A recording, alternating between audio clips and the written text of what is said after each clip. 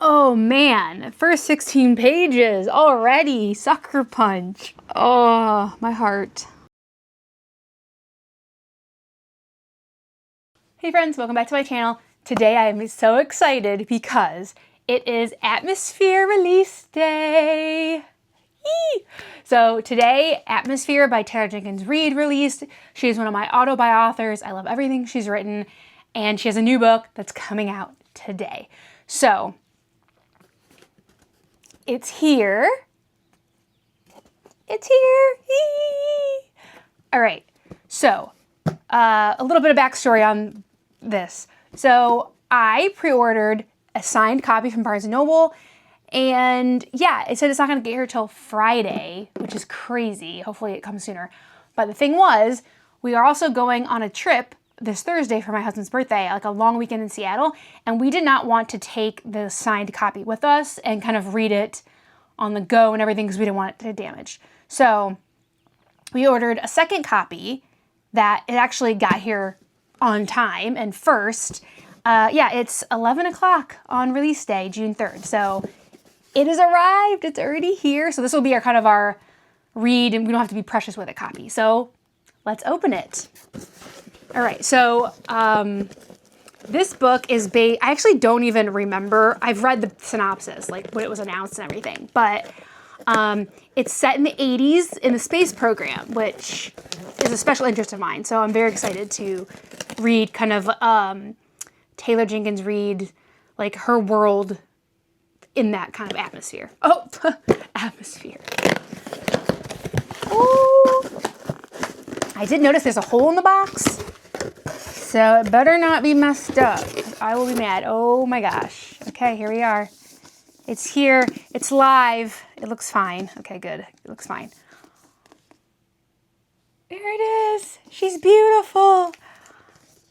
She's beautiful. Like a nice like sunset scape with all like the night sky. Probably the same on the side. Yes, it is. Ah, smells great. Looks amazing. Yeah, so yeah, it just says like the Good Morning American Book Club pick on the front, which is like whatever. Yeah, and it has kind of like a little bit of a holographic, the glasses are kind of holographic. I love this cover. I know this isn't the only cover, but this is actually like a cover that I prefer. So I think this is just the basic US cover, but I really like it. Yeah, this is my non-signed copy, so I don't have to be super precious with this one. All right, Atmosphere, a love story. Let's get started.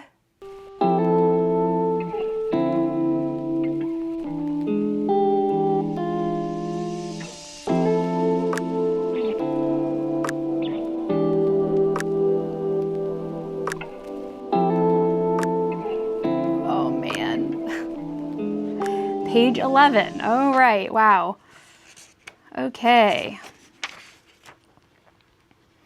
I will say so far it is a little bit difficult because they call everybody by their last names, but then they also refer to them as their first name. So only 11 pages is. It is hard to tell who's who.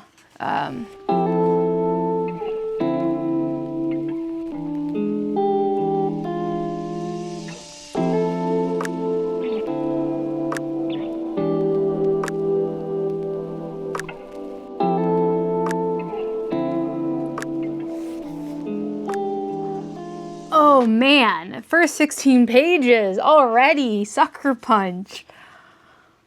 Oh man. First chapter, 16 pages in, the book's already delivering. Time for an update on Atmosphere. It's the same day, but it is quite a few hours later. And I think I started reading it like off and on at about 11:30 a.m. and it's 6 now. I had a bunch of other stuff to do, so I didn't read that whole time. But over the last few hours, I have been able to read pretty much the whole time, and I've made it about a quarter of the way through. And yeah, it's a dual timeline. There won't be any spoilers in this vlog, but yeah, it's a dual timeline. Present day, well, their present day, and then back into like their training of becoming astronauts and like this one specific group of astronauts that are being trained.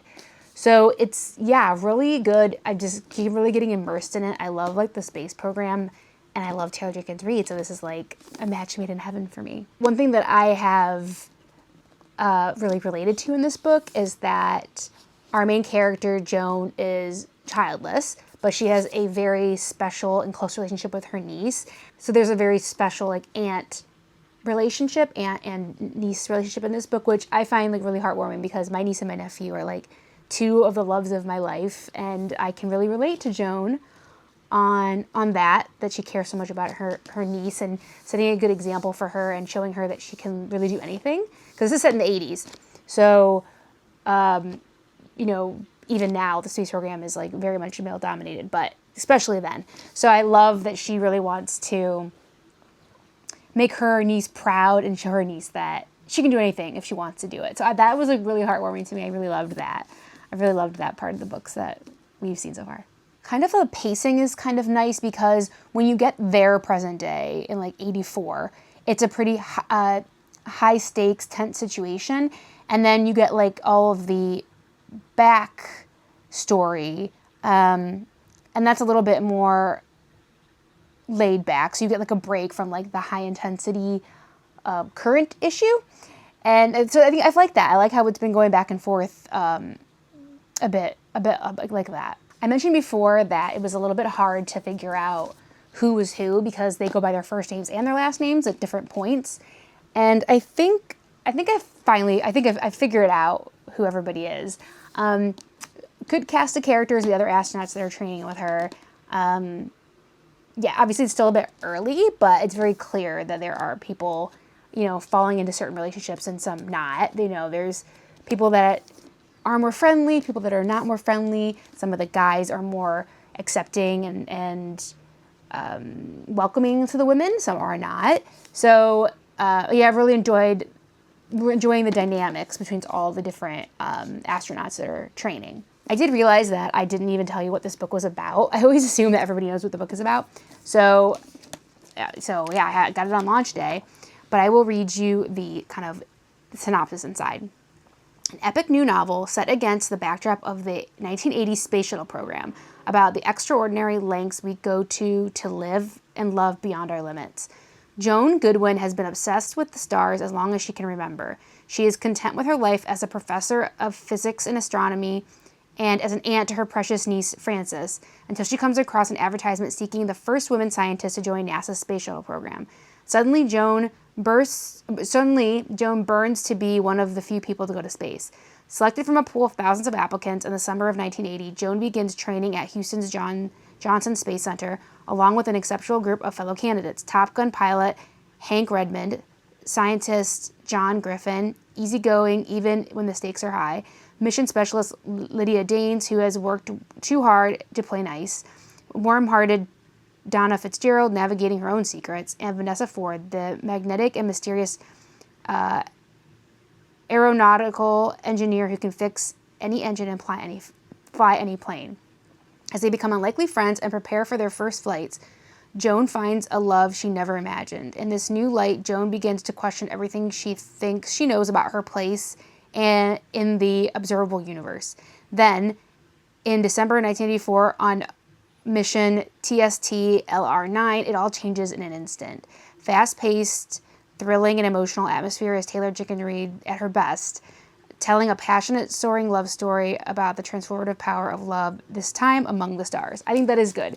I think that's a really good synopsis. It's about all of them kind of like training together, going through all this together, and all their relationships with each other, with Joan being our kind of our main focus.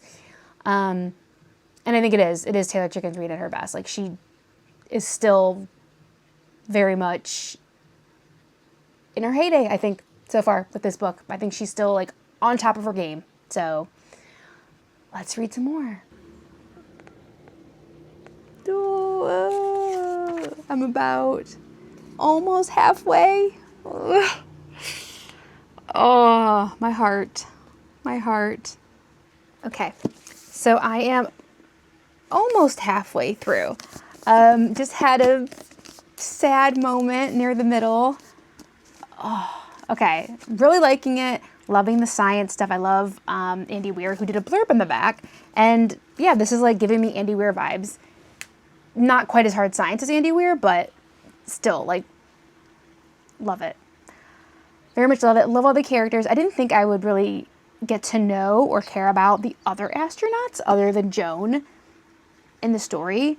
But you really do. You really do get to know them and really get to like them or dislike them. Who knows? So you care about what happens to them. So yeah. Sad. Let's see. Sadness. What else has happened?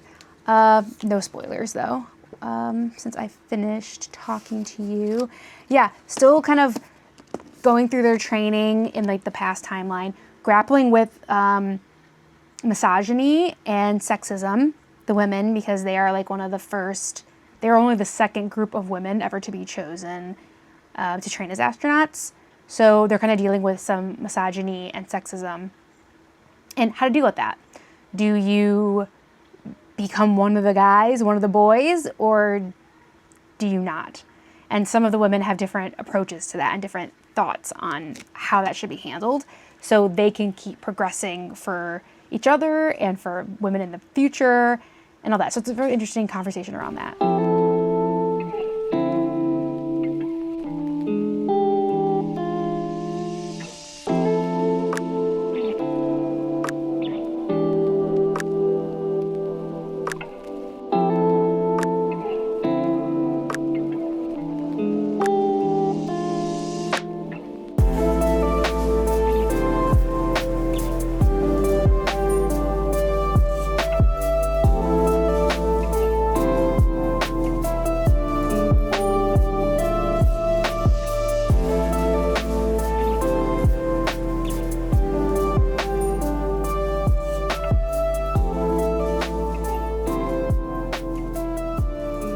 Okay, I finished Atmosphere last night and I wanted to sleep on it before I gave my kind of like final thoughts to the vlog. I feel like this was a very natural space, no pun intended, and setting for Taylor Jenkins Reid to set her next novel. You can tell she took it like very seriously as far as accuracy and like did a lot of research. And it was very heartfelt as far as like the non-technical stuff. So I feel like she really succeeded there. And it still felt very much like a Taylor Jenkins Reid novel, even though this one is more in a technical setting than some of her others, but it still has a lot of like heart and like the emotion that isn't in all of her other books. So it was very easy to read. I flew through it. It was very like comforting, even though there were like very stressful parts. I mean, it's a space program. There is going to be a lot of risk and stress when you're reading a novel about that. A few kind of like themes and things that stuck out to me were that very interesting sister dynamic in this book, especially since I feel like a lot of times when you read a book, there's the main character has like a child maybe, and then the other sibling doesn't, and that sibling's like really wild and, you know, travels the world and like doesn't have a care in the world and just kind of like lives a certain kind of lifestyle or perceived to live a certain kind of lifestyle. This was like a different dynamic on that, a different take on that dynamic, which I really enjoyed. I love the strong aunt-niece storyline in this book because like my niece and nephew are two of the loves of my life, and I like feel very similar about them as Joan feels about Frances, her niece. So I found that I was reading, I was like, there is not enough aunt representation in books. Like aunt being a very important and influential and loving part of their niece or nephew's life in novels. I feel like I really haven't read enough of that. I'm realizing, wow, I want to see more like really aunts that are really important in their nieces or nephews' lives in novels. And I saw that in this book, which I can really relate to. And I was like, wow, I haven't really seen that. I didn't even really realize that that relationship hasn't really been, of the books I've read, like done justice, which I really was not expecting that about this book. And I loved that about it. I loved the cast of characters. I did not expect us to kind of get to know all the other astronauts so much. Because like I said, I did read the synopsis like when it first was announced, but then I kind of just left it. So I kind of went into it I'd forgotten about it over the month. So I kind of went into it semi-blind. But yeah, a lot of good differing, just as you would, like you get this like fishbowl of really, really smart people that were all like the top of their classes here and there. And now they're, you know, everybody's really good. So that was really interesting. Obviously they're all like super, super smart and very skilled. And I feel like, yeah, those meshing of just personalities was really interesting. So there's a lot of like friendships and struggles to have friendships, and then romance came into it for several of the characters. So that was really interesting, seeing the mixing of all these types of people that have this like very much common goal, which is to become an astronaut, go into space, and like live that dream that they all have in common. Another thing I want to talk about was, there's a couple more points I wanted to talk about. Basically, our main kind of love story was really sweet and really sad because of kind of the challenges. I won't give any spoilers about it, but like some of the challenges that they faced trying to be together because of like NASA policy, societal discrimination, and all those types of things. So that was like really heart-wrenching and heartwarming at the same time. I really liked, talking about Joan, I really liked Joan kind of like discovering herself.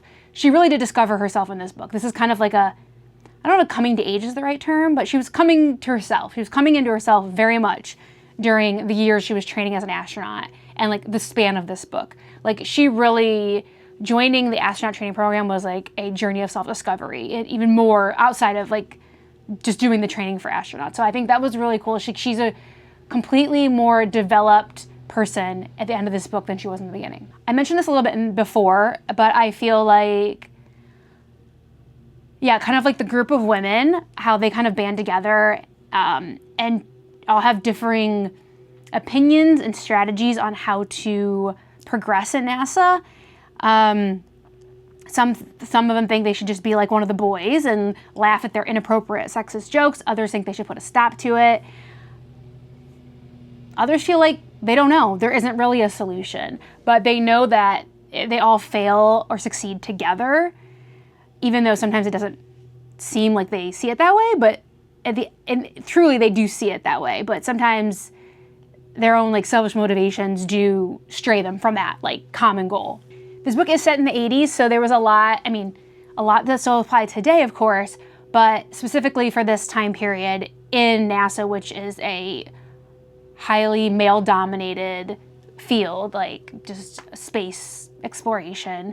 Yeah, so there was a lot of like sexism, homophobia, just discrimination in general, which all these characters had to deal with. Yeah, and I thought they were dealt with really good. And I think also because it also was very genuine, because some of them didn't know how to deal with it and disagreed with each other on how to deal with it. So I really like the realness of that. So after sleeping on it, I think that's pretty much all the points I wanted to make. Yeah, I flew through it. Now, I loved it. It was very, very good. It felt very natural. Taylor Jenkins Reid, she took a subject that she really hasn't touched on and like really made it her own. So she did a great job on it. I really loved it. I loved all the, this would be a great book to annotate because there's a lot of like really beautiful writing about the stars and how we relate to the stars and like how we're part of the universe and all of this. There also is like a conversation about, you know, the juxtaposition between science and faith and religion, which was interesting. Yeah, so just beautifully written, and there was a lot of like things to think about outside of like the plot that she kind of like planted in there. So I thought it was really insightful that way too. So I loved it, great. I'm gonna hold off on my rating because I'm still digesting it and I just wanna leave it. So I will rate it properly in my June wrap up, which I know is a bit out, but I wanna sit with it for a while. Was it my all-time 100% favorite Taylor Jenkins Reid? No, I think it might be third because I've read almost all of her books. So that's a pretty good amount of books. So I think maybe third. Right now, I would say I probably liked Malibu Rising and Evelyn Hugo better, but I liked this one better than Carrie Soto and like, you know, some of her earlier works. I'm not sure where it falls at One True Loves because I really did like One True Loves. I'm not sure because that was such a long ago book, but I would say probably Malibu Rising and Evelyn Hugo are still like number 1 and 2, and this might be number 3. So some of the other ones So it falls like kind of higher in the higher tier for books. So really enjoyed it. If you're a space nerd, you will love it. If you're a romance nerd, you will love it. Yeah, it just hit so many different boxes. It just hit so many different things for me. So I really enjoyed it. All right, I hope you pick it up and read it because it was a very good book. So that's all of my initial thoughts about Atmosphere by Taylor Jenkins Reid, her new release, which is really exciting. Please subscribe if you haven't already. And about twice a week, we have reading and productivity sprints. So please stop in there and chit chat. We have a nice group in there. We talk about the books we're reading, life, what we're having for dinner, whatever. You can do whatever you need to do, whether you're lucky enough to read or you have to do laundry or whatever. We just keep each other company and kind of celebrate each other's successes. So yeah, that's all for me, and I'll see you next time. Bye.